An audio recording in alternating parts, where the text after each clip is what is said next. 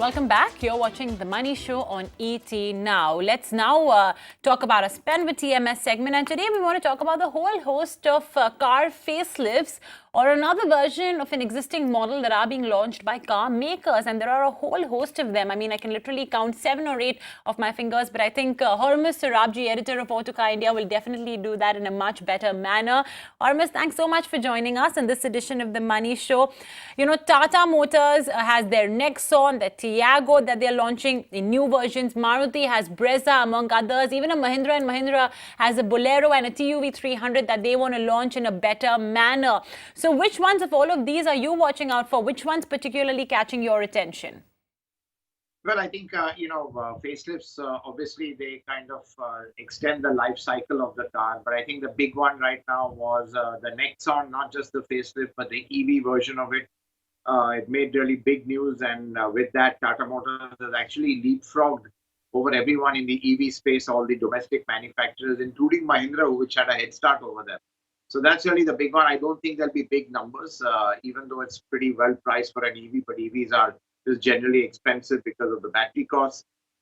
You've got, as you said, you've got the Tiago. Maruti's coming out with a petrol version.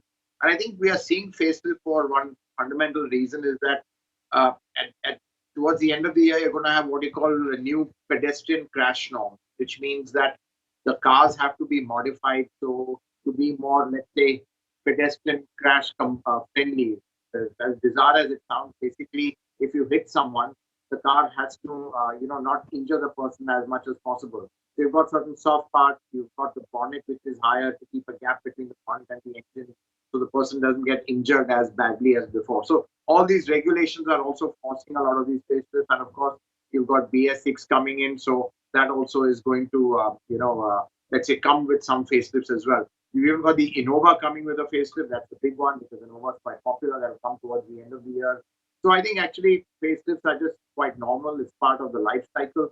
But when there's a regulation change, people try to accelerate their programs so that they can coincide with that. So they don't have to. They can then launch everything to the new regulation.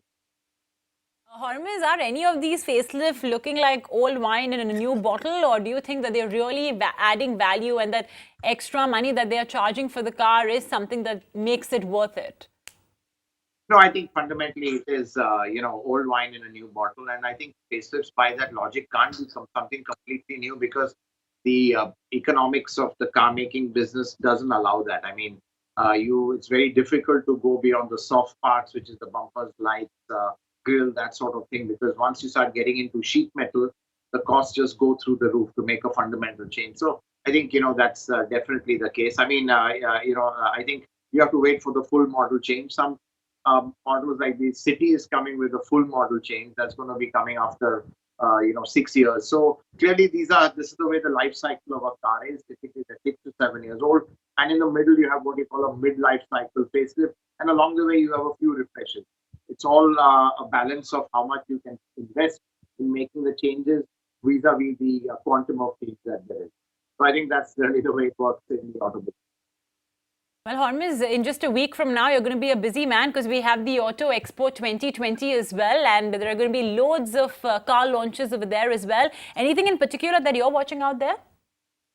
Well, I think what's happened is that the manufacturers are sometimes launching, let's say cars outside the Auto Expo because they don't want to be lost in the buzz and noise of it. But I think really the big ones are going to be the new Hyundai Creta.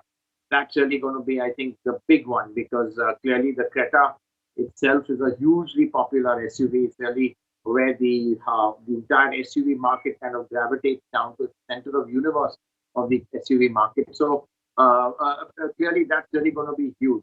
And its main rival and cousin, the Kia Seltos, part of the group, the Kia brand, they've really taken a lot of the thunder out of the current Creta. I don't think Hyundai wants to kind of concede that, so they're really going to be packing it a lot of features, good price, that sort of thing. So for me, that's really going to be one of the big launches. Then, of course, you've got Volkswagen showing what they're going to intend for the Indian market, along with Skoda, actually being led by Skoda, but those won't come till 2021. You've got a combination of launches or reveals which are going to be there. You've got even Tata Motors showing a very compact SUV You've got MG showing their whole range, which is going to be big SUVs, sedans. So there's a lot for everyone. But I think what's going to stand out is a lot of Chinese manufacturers here this time. Got Great Wall coming in a big way. They've announced plans. They've taken the Talegaon plant of GM. So clearly, the Chinese are coming in full force. Okay, all right. Now, Hormazd, I can't help but ask you this question. In just 2 days, we're going to have the union budget. And, we've been talking to you time and again about how people are just not buying enough cars, even though car makers have been doling out discounts left, right, and center. So anything that you would like the finance minister, the government to announce this time around? I think, I think what has sadly not been acknowledged is the huge challenge and actually it's against all odds the industry has achieved BS6.